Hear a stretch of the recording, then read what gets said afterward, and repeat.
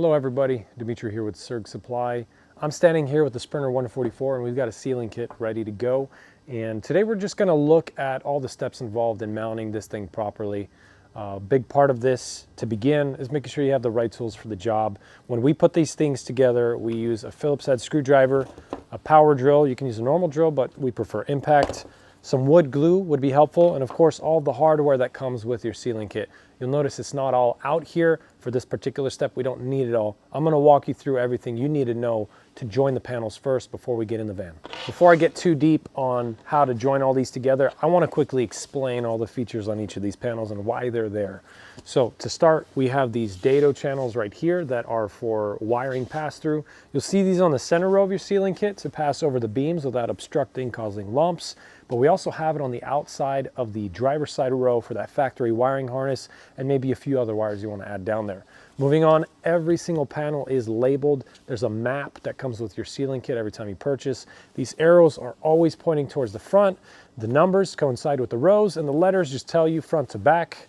Also, every single panel that joins together has these pre-drilled holes up here that coincide with the pre-drilled holes on union panels.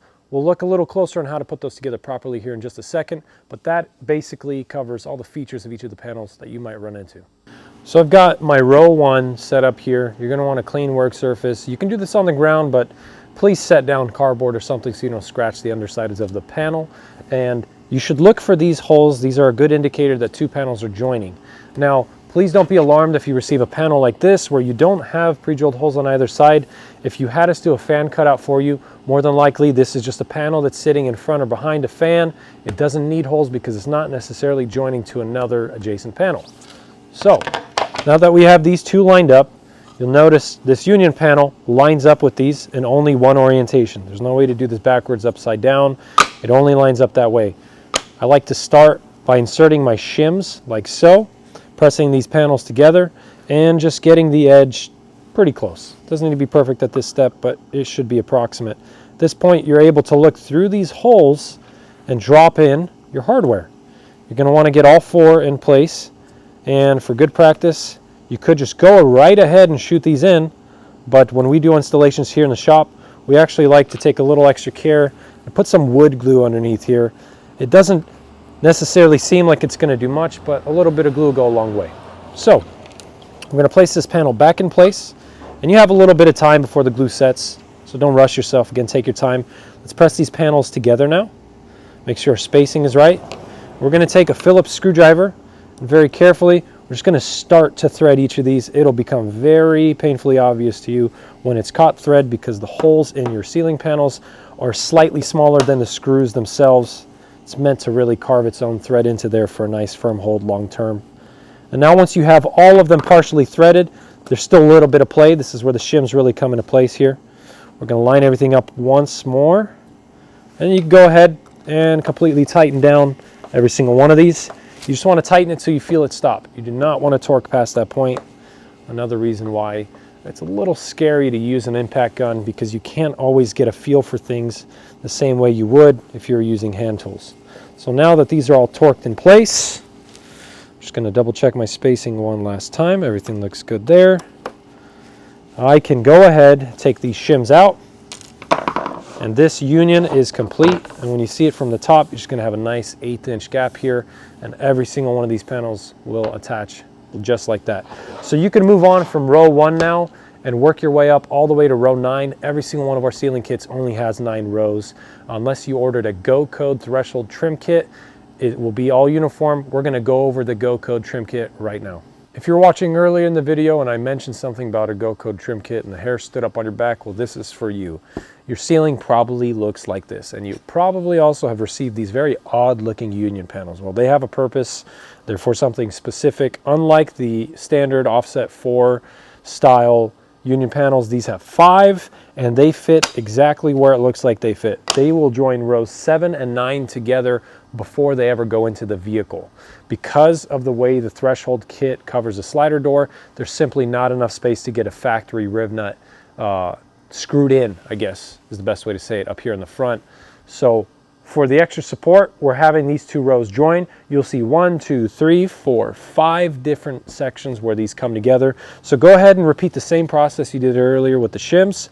Put them in place, get your holes right, add a little glue if you want a little extra security and a way to prevent rattling in the future, and go ahead and tighten these down. Now that the ceiling kit's assembled, it's time to move into the van. So grab your riv nut tool, grab your step bit, and we're going to go ahead and bore out some of these factory holes. Now you will note that these are already bored out. We just took out a ceiling. There's no use in cutting them out and starting over, but for sake of exercise, I'm going to pick one of these holes. I'm going to install riv nut and show you how to do it the right way. All right, you're in the van. You're ready to start boring out your holes. Grab the step bit included with your kit, put it up to those factory holes, and go ahead and drill them out. Real simple and easy. This is too short to hit the exterior shell of the vehicle, so no need to worry about that. You can be a little harsh with it. Move on and grab your riv nut adapter tool, thread your riv nut in place, and then place it right into the hole and cinch it down. Now, before you take it out, something very important to note, this riv nut needs to be perpendicular to the surface. The ceiling slants out towards the edges, so those outside holes can't be perfectly straight relative to the earth. They've got to be a little in, perpendicular or right angle to this surface. Once you've assured that it's perfectly straight, both north to south and east to west, then you can start taking out the riv nut and putting your ceiling panel kit in place. So you have your row 1A. If you have a solid ceiling kit with no fan cutouts, this will be part of the first row, but because we have a fan here and it's pre-cut for it, you only have this front section here. So please note these holes are larger than the holes themselves, larger than the screws. We're going to line this up with that center riv nut here on row 1. I know it's kind of hard to get an angle here, but you're going to go ahead and hand tighten these in place, and just be very careful to feel the thread as you go up. Try to keep that screw in the center of the hole. Don't over tighten it, and I know we say this way more than we should, but do not ever use power tools when screwing into rivet nuts. The last thing you want to do is strip out this thread, seize the screw in there, have to get handy with a die grinder to get it out. All right, so moving on to the back of row 1, go ahead and line this up with the riv nut in the ceiling. Get it partially threaded as straight as you can, and it should be fairly easy once it's on. This will support the whole row. Ideally, if you have a full row front to back, you'll have 2 screws before you let it loose like this, but then that gives you the opportunity to be a little flexible with the rest. Line up these screws, go ahead and tighten them down, and make sure you don't tighten it all the way because we're going to go back and shim at the end.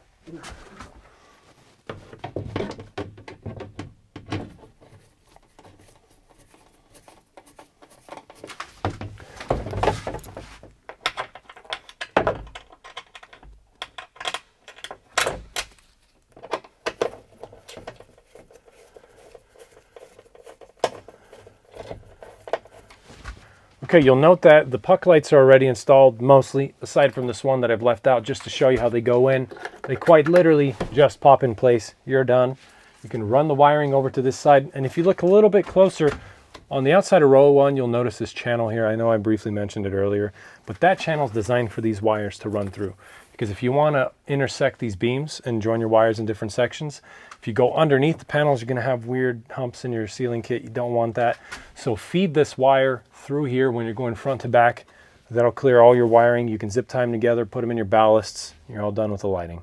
At this point, we go ahead and we stuff Havelock wool in from the sides as we add rows, and you should be done in a matter of 30 to 60 minutes. The rest is pretty easy. We'll meet you up at the other end when we put in the Go Code row.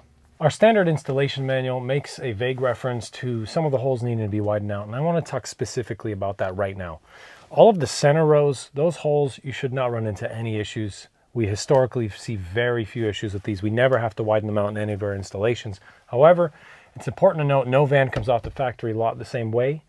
We've run into this many a time, and the simple fact is these sidewalls, when they're spot welded to the beams, they don't always line up perfectly the same way. If you just inspect the van prior to putting up the ceiling, pay attention to the gaps between the beams and the sidewalls. You notice they shift a little bit. So for that reason, these holes on the outside sometimes give you issues. Now, we don't want to just leave you there. I want to show you how to correct them, how to fix them. And the easiest way to do it truly is to take an end mill or a drill bit and just widen the hole in the direction you need. I do not recommend getting a bigger drill bit, making a bigger hole, because you don't want your hardware to fall through. But when we run into this hole and that hole in particular are actually off in opposite directions, weirdly enough. So we're going to go in opposite directions when we bore these out. I'm just going to work the drill bit out that way and just get it far enough to clear that. Usually the finish washers cover any kind of gaps, and I'll show you how it looks afterwards. You guys just pay attention. I'm going to get right into it.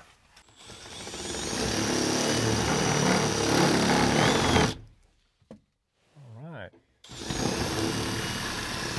You're getting dull, but the tips do. All right. If you're running into a bit of tension screwing in, be safe, back it out, widen the hole. This is just right on the borderline. You've done enough times I feel comfortable tightening it down. What you don't want to do is strip out the rib nut. So if you have any doubts, just back it out, widen a little more. Better be safe than sorry. These panels are covered by our warranty, so if you ruin a panel in any case, just reach out to us. We'll find a way to replace it for you. But take your time, go slow, try not to strip anything. All right, so we've widened out these holes. Luckily, nothing was stripped. Again, we've done this more than a few times. There are some gaps showing actually from the side of the washer. If you encounter this and you want this covered, just please measure out the distance and the direction of that hole. We're more than happy to cut a new panel for you with some modified holes if that's what you need. Otherwise, in most cases, this is just fine. In this case, some overhead cabinetry is going to cover all of this anyway, but this is just one of the realities of putting in this kit. Not everything you see in van life is going to be cut and dry and plug and play, and you have to consider factors like this when choosing a vehicle, when choosing how you're going to do your build. If you have any questions about things like this, whether it's in regards to the ceiling or walls, shoot us an email or put a comment below, and we'll be happy to reach back out.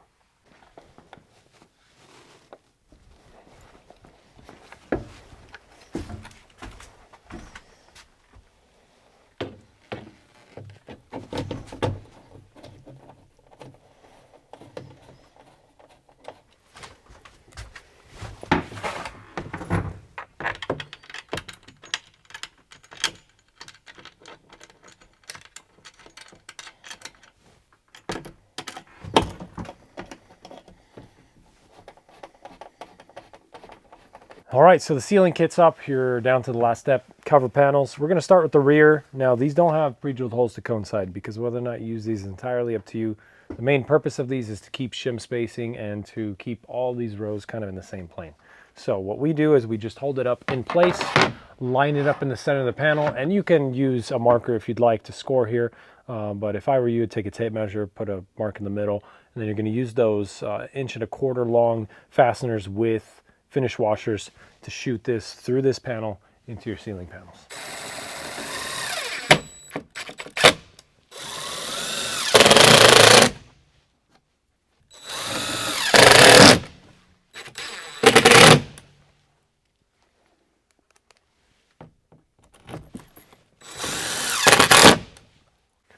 All right, so your cover panels are in, your ceiling's in place.